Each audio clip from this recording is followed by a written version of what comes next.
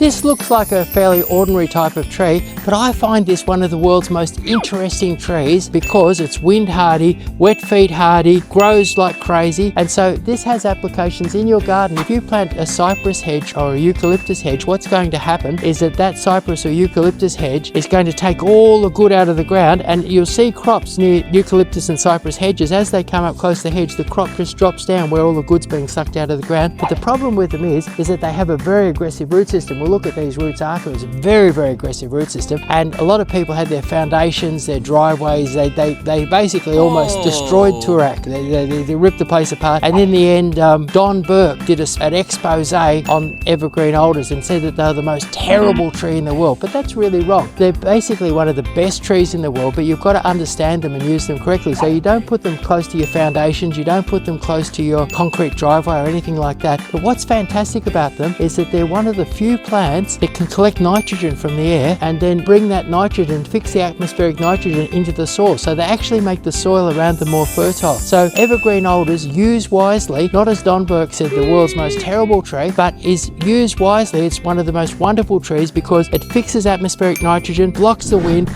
and it'll withstand wet feet, and you can grow it 5 meters in the first year, and ultimately it's not going to get too big. So evergreen alder, or Ulmus duralensis as it's properly called, or Toorak tractor as it's commonly known, or evergreen silver birch, wonderful tree.